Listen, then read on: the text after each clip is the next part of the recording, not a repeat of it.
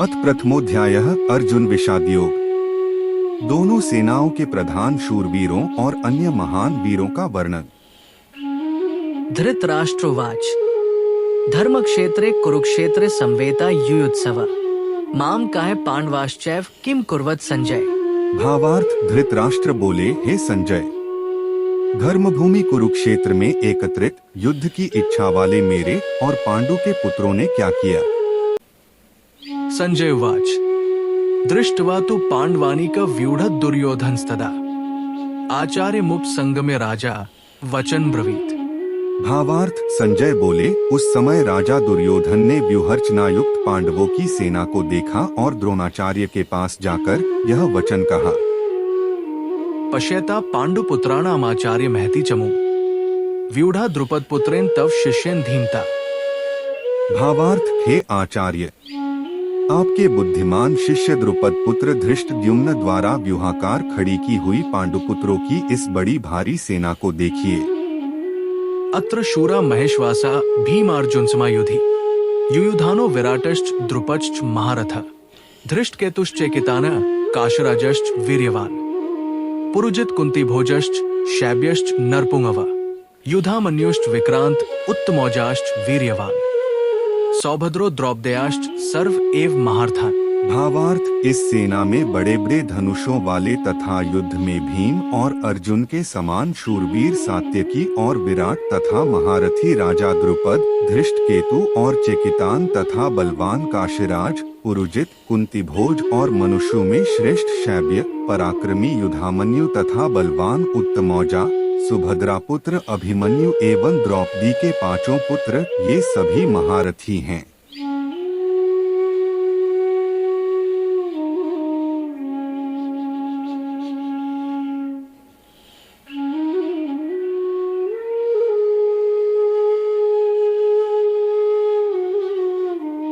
अस्माकं तु विशिष्टा ये तान् निबोध द्विजोत्तम नायका मम सैन्यस्य संज्ञार्थ तान् ब्रवीमीते।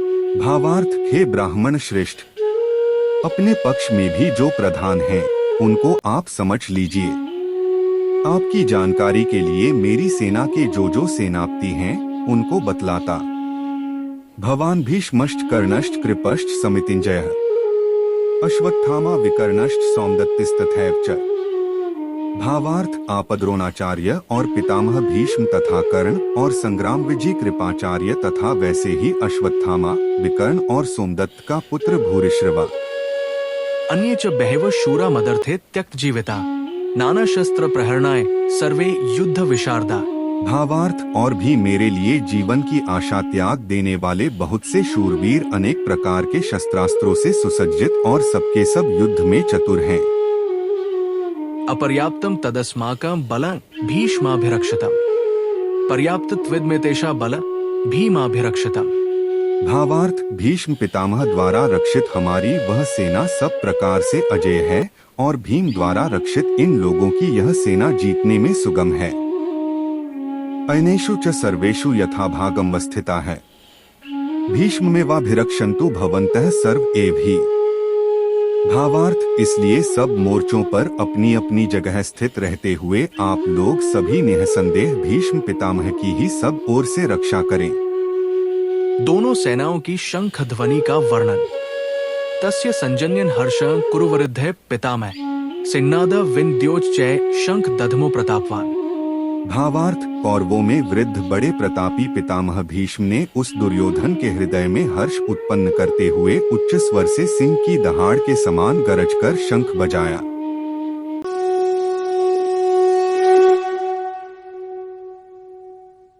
ततः शंखाश्च भैर्यश्च पण्वांगो मुखाय सहसेवाभ्यहन्यंस शब्दस्तु मुलोपवत्।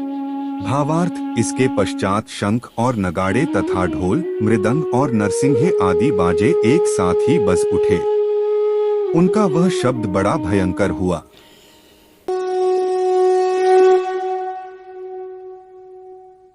ततः श्वेतैर्हैर्युक्ते महती स्यन्दने स्थितौ माधवो पाण्डवश्चैव दिव्यो शंखो प्रदधमतु। भावार्थ, इसके अनंतर सफेद घोड़ों से युक्त उत्तम रथ में बैठे हुए श्री कृष्ण महाराज और अर्जुन ने भी अलौकिक शंख बजाए। पांचजन्य ऋषिकेशो देवदत्तन धनंजय पौंड्रन दधमो महाशंख भीमकर्मा वृकोदरा। भावार्थ श्री कृष्ण महाराज ने पांचजन्य नामक, अर्जुन ने देवदत्त नामक और भयानक कर्म वाले भीमसेन ने पौंड्र नामक महाशंख बजाया।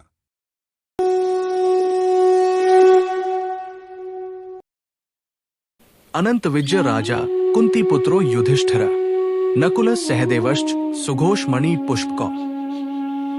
भावार्थ कुंती पुत्र राजा युधिष्ठिर ने अनंत विजय नामक और नकुल तथा सहदेव ने सुघोष और मणिपुष्पक नामक शंख बजाए।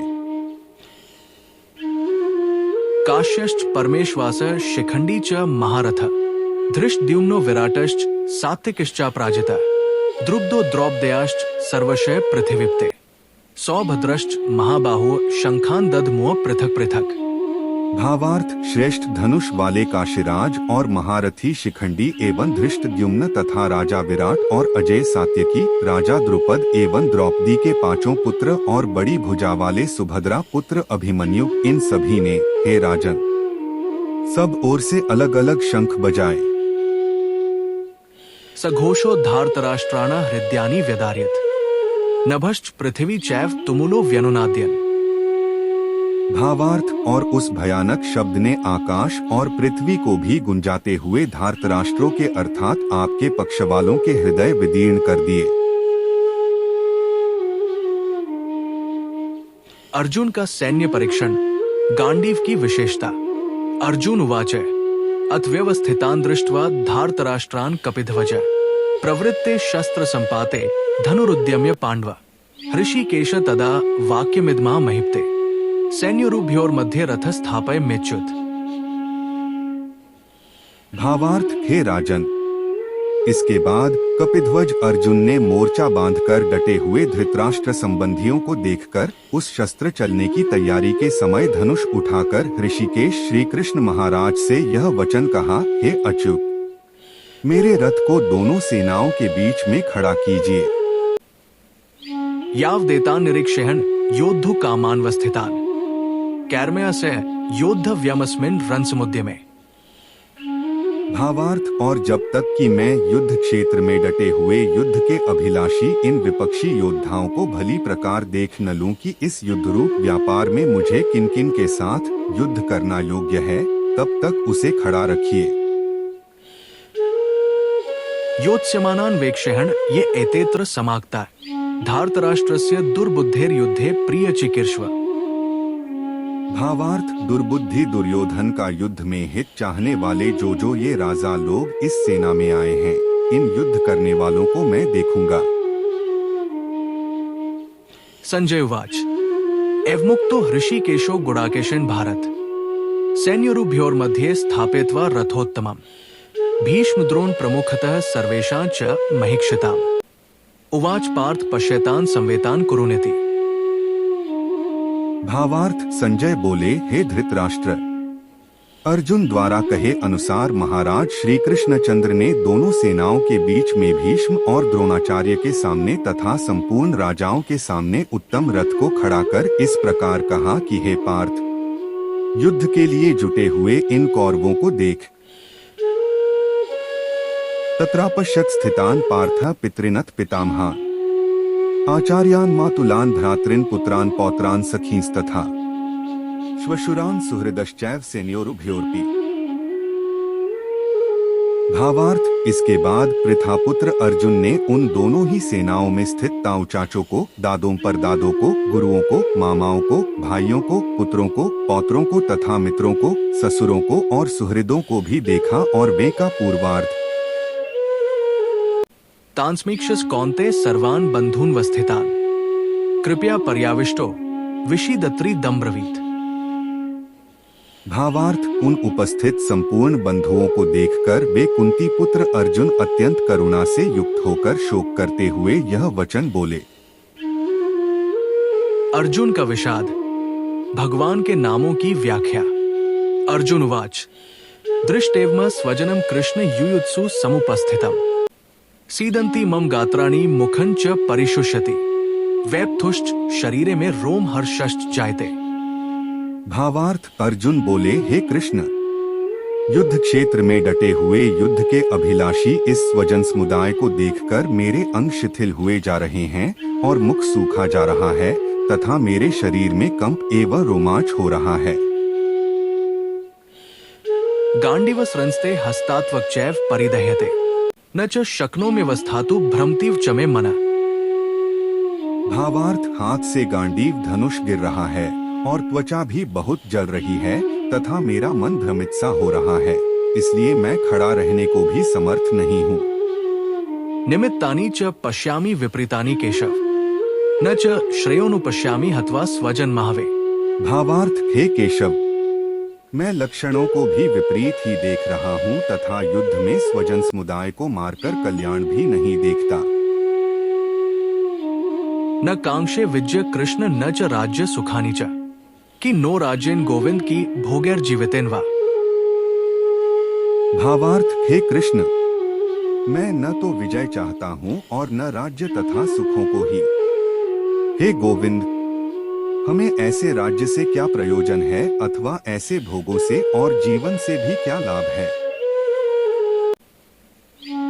येषामर्थे कानक्षित नो राज्य भोगा सुखानि च इमेव स्थिता युद्धे प्राणास्त्यक्त्वा धनानि च। भावार्थ, हमें जिनके लिए राज्य, भोग और सुखादि अभीष्ट हैं, वे ही ये सब धन और जीवन की आशा को त्याग कर युद्ध में खड़े हैं। आचार्या पितरः पुत्रास्तथैव च पितामह मातुलाय श्वशुराय पौत्राय शालाय संबंधी नस्तथा। भावार्थ, गुरुजन, ताऊ चाचे, लड़के और उसी प्रकार दादे, मामे, ससुर, पौत्र, साले तथा और भी संबंधी लोग हैं। एतान हन्तुमिच्छामि घनतोपि मधुसूदन अपि त्रैलोक्य राज्यस्य हेतो कि नु मही कृते। भावार्थ, हे मधुसूदन, मुझे मारने पर भी अथवा तीनों लोकों के राज्य के लिए भी मैं इन सबको मारना नहीं चाहता, फिर पृथ्वी के लिए तो कहना ही क्या है। निहत्य धार्तराष्ट्रान का प्रीतिय स्यात् जनार्दन पाप में वाश्रय दस्मान हत्वैतानात्ताइन। भावार्थ, हे जनार्दन, धृतराष्ट्र के पुत्रों को मारकर हमें क्या प्रसन्नता होगी। इन आत्ताइयों को मारकर तो हमें पाप ही लगेगा। तस्मान् नरः वय हन्तु धार्तराष्ट्रान् स्वबान्धवान् स्वजनम ही कथा हत्वा सुखिनः स्याम माधव। भावार्थ, अतएव हे माधव, अपने ही बांधव धृतराष्ट्र के पुत्रों को मारने के लिए हम योग्य नहीं हैं, क्योंकि अपने ही कुटुंब को मारकर हम कैसे सुखी होंगे। यद्यपेतेन पश्यन्ति लोभोपहच्चेतस कुलक्षकृत दोष मित्रद्रोहे च पातकम् कथन ज्ञेयं स्माभिः पापादस्मान् निवर्तितुम् कुलक्षकृत दोष प्रप्ष्यद्भिर्जनार्दन। भावार्थ, यद्यपि लोभ से भ्रष्टचित्त हुए ये लोग कुल के नाश से उत्पन्न दोष को और मित्रों से विरोध करने में पाप को नहीं देखते, तो भी हे जनार्दन, कुल के नाश से उत्पन्न दोष को जानने वाले हम लोगों को इस पाप से हटने के लिए क्यों नहीं विचार करना चाहिए। कुलक्षे प्रणश्यन्ति कुलधर्माय सनातनाय धर्मे नष्टे कुलं कृत्स्नम् धर्मोऽभिवत्युत। भावार्थ, कुल के नाश से सनातन कुल धर्म नष्ट हो जाते हैं तथा धर्म का नाश हो जाने पर संपूर्ण कुल में पाप भी बहुत फैल जाता है। अधर्माभिवाद कृष्ण प्रदुष्यन्ति कुलस्त्रिया स्त्रीषु दुष्टासु वार्ष्णे जायते वर्ण संकर। भावार्थ, हे कृष्ण, पाप के अधिक बढ़ जाने से कुल की स्त्रियां अत्यंत दूषित हो जाती हैं और हे वार्ष्णे, स्त्रियों के दूषित हो जाने पर वर्ण संकर उत्पन्न होता है।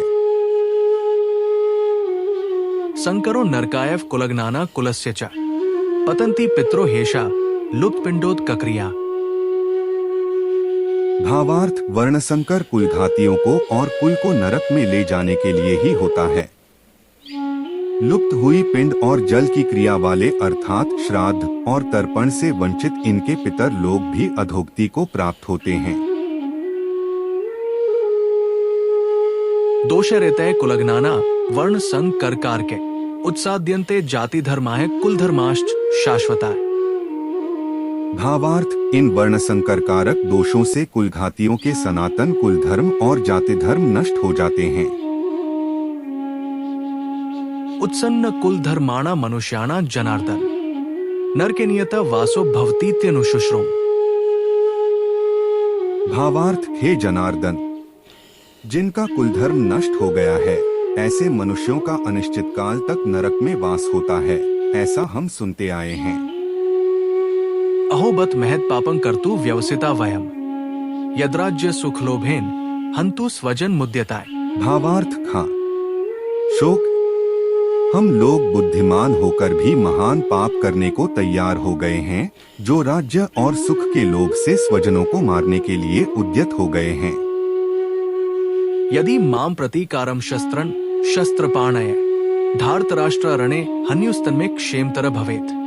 भावार्थ, यदि मुझ शस्त्ररहित एवं सामना न करने वाले को शस्त्र हाथ में लिए हुए धृतराष्ट्र के पुत्र रण में मार डालें तो वह मारना भी मेरे लिए अधिक कल्याणकारक होगा। संजय उवाच एव मुक्त्वार्जुन संख्य रथोपस्थ उपाविशत विसृज्य सश्र चापा शोक संविघ्न मानस। भावार्थ, संजय बोले, रणभूमि में शोक से उद्विग्न मन वाले अर्जुन इस प्रकार कहकर बाण सहित धनुष को त्याग कर रथ के पिछले भाग में बैठ गए। तत्सदिति श्रीमद्भगवद्गीतासु उपनिषत्सु ब्रह्म विद्याया योग शास्त्रे श्री कृष्ण अर्जुन संवादेर्जुन विषादयोगो नाम प्रथमोध्याय। 1